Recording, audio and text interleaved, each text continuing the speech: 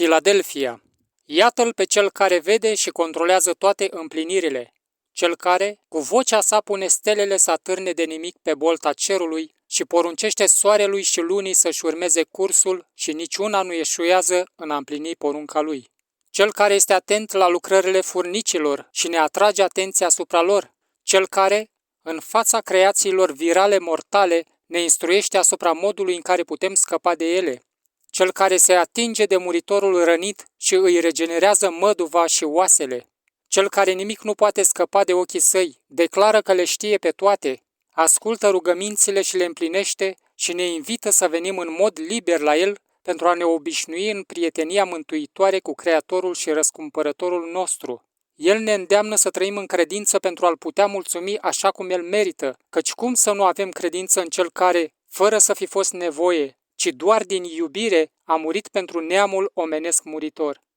Arhiamăgitorul care induce spre orice credință senzaționalistă a unei comodități de mulțumire de sine, nu-și va oferi niciodată viața sa pentru vreun muritor, ci dimpotrivă, îi induce pe muritori să-i ucidă pe alții pentru el și apoi ei înșiși să moară pentru el, dar nu din dragoste, ci prin înșelăciunea falsei credințe a reîncarnării și îi face să creadă că după ce au trăit o viață liberă, în care totul este palid în complacerea umană, departe de legile lui Dumnezeu, cel etern, care are legea sa în grija și dragostea sa pentru creaturile sale, îi face să creadă că încălcând acest lucru, după moarte va exista o altă șansă de viață într-un alt trup, fie uman sau animal. Tristă este situația celor care cred acest lucru și umblă prin lume după bunul lor plac, fără lege și fără Dumnezeu, iar când le sosește ceasul final, realitatea îi confruntă cu faptul că ceea ce li s-a asigurat că era, nu există.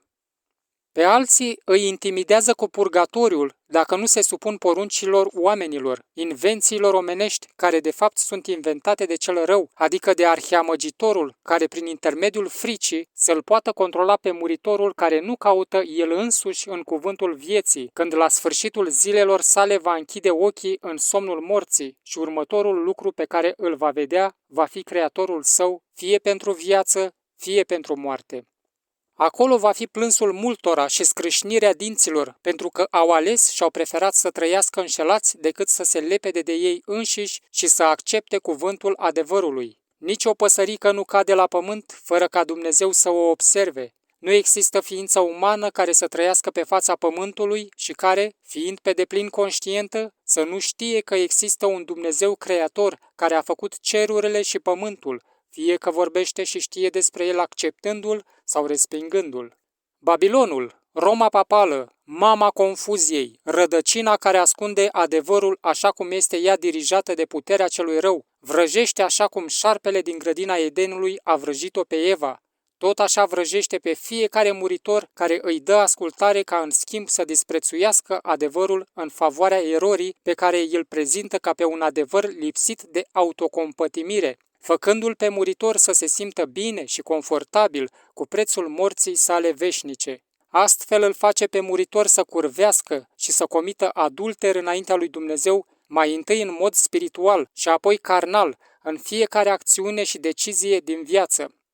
Aceasta este sinagoga lui Satana, în care el ia drepturile părinților și le dă conducătorilor cărora le zice: fă ce vrei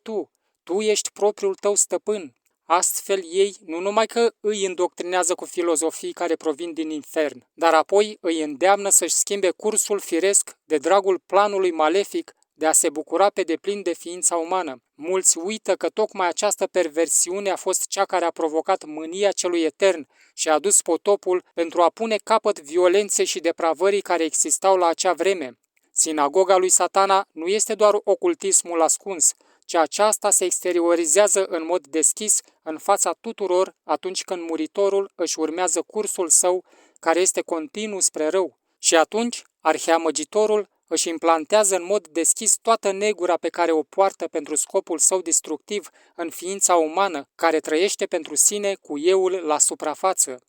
Planul său din ceruri a fost să submineze și să saboteze guvernarea divină a păcii și a armoniei pe care o urăște atât de mult, pentru că el trăiește pentru sine și nu suportă să aibă alături de el pe altcineva care este mai important decât el. Astfel, după ce a fost expulzat din cer din cauza răzvrătirii ce a adus-o pe față și a atras după sine ca simpatizanți o treime din îngeri, care acum sunt demoni, el își continuă campania de când a trecut prin Eden și a prins în capcană cuplul sfânt și le-a distrus pacea și fericirea. Aceasta înseamnă a-i da ascultare lui și, prin urmare, pacea a fugit din lume în mod general și numai cei care se apropie de Dumnezeu și de Creatorul lor, prin umilință și credință, vor găsi pacea adevărată care se găsește numai în El, adică în inițiatorul ei, adică în Isus Hristos.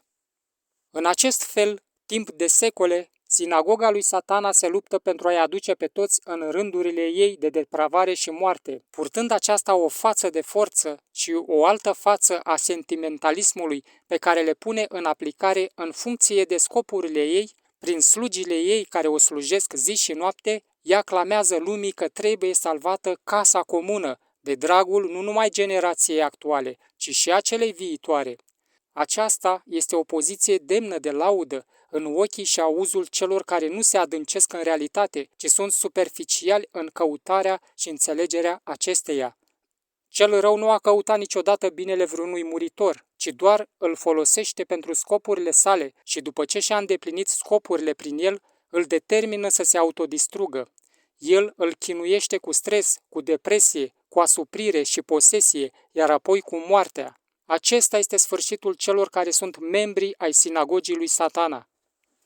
Această religie se bazează pe reînvierea eului în ființa umană muritoare în scopul autodistrugerii și în final al morții veșnice. Astfel, cu planul plauzibil de a salva casa comună, ea se furișează mai întâi și apoi impune prin forță decalogul divin, schimbând legea eternă prin care Dumnezeul suveran, Iisus Hristos, conduce vastul univers, propunând o zi a familiei, o zi de odihnă, o zi fără emisii de poluare a mediului sau cu emisii minime de poluare a mediului. Propune o zi de părtășie a acțiunii și a planului plauzibil, dar sinagoga lui Satan nu va recomanda niciodată ziua reală în acest sens, pentru că el îl urăște pe Creator și tot ceea ce are de-a face cu legea sa de guvernare, făcând astfel ca sinagoga să promoveze ziua soarelui în cinstea lui, așa cum o numesc în limba lor maternă în Statele Unite ale Americii, și luptă să arunce la pământ adevărata zi de odihnă, ziua Creatorului, ziua a șaptea, sabatul, el șabat.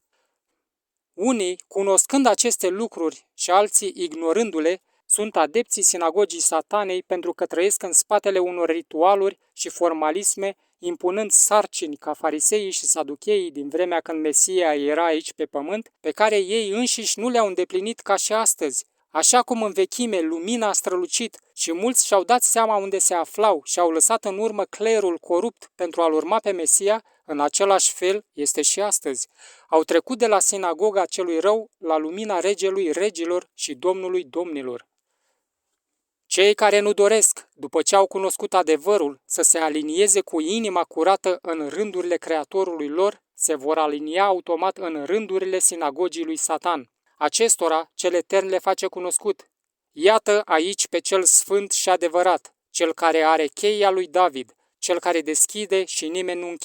închide și nimeni nu deschide. Cei care se apropie de mine vor fi comoara mea specială și sinagoga Satanei nu va prevala împotriva ei. Adică, acei apostoli mincinoși împreună cu cei care părăsesc dragostea cea dintâi, acei blasfemiatori care pretind că sunt iudei, negând venirea mea și jertfa mea pentru omenire, aceia care cu doctrina lui Balaam, cunoscând adevărul pe care i l-am oferit, pun o piatră de potignire turmei, crezându-se guvernatorii lor, și învață și le introduc păcatul pentru ca binecuvântarea și protecția mea să se îndepărteze de ei, începând de la cele mai subtile concesii, așa zise inofensive, ca celebrarea sărbătorilor păgâne ale Romei papale, până la acceptarea homosexualității și, în final, ca enoriașii lor să se supună controlați de o evanghelie falsă, făcând ca cea adevărată să dispară, fără ca aceștia să își dea seama, ca oile care ascultă glasul meu să nu-și mai găsească locul lor, ca ceea ce predomină acolo să fie doar o amalgamare.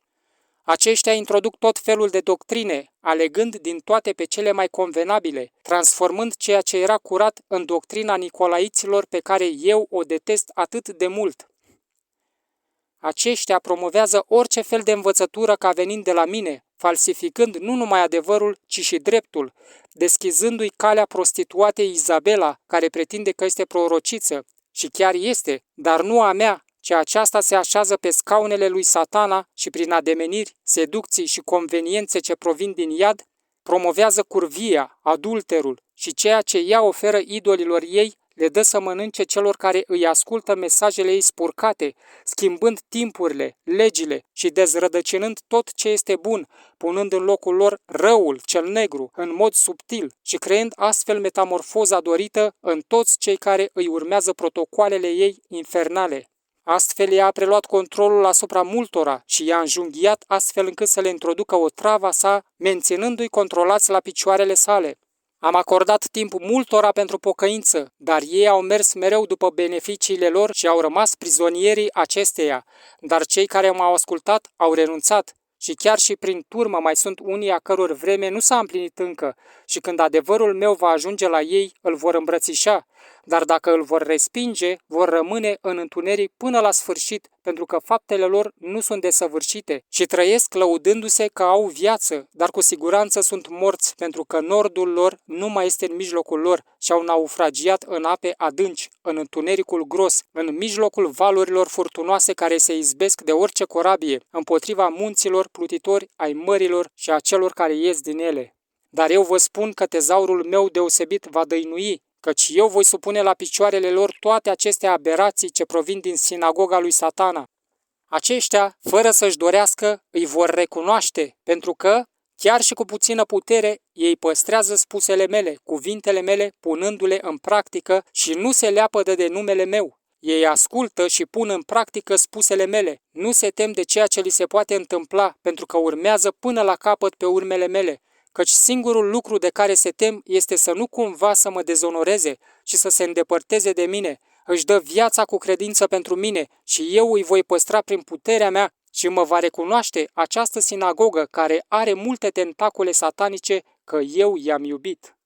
De aceea continuă să păstrezi ceea ce ai ca nimeni să nu-ți ia cununa, căci pe cel care va învinge, eu îl voi face un stâlp în templul Dumnezeului meu și nu va mai ieși niciodată de acolo și peste el voi pune numele Dumnezeului meu și numele cetății Dumnezeului meu, noul Ierusalim care se coboară din cerul Dumnezeului meu și numele meu cel nou. Așadar, nu te teme pentru că răscumpărată vei fi spre gloria mea și onoarea mea. Și cel rău se va înfuria pentru că nu te va putea reține în ghearele sale infernale, așa cum nu l-a putut reține pe robul meu Moise când l-am înviat și l-am luat cu mine în ceruri.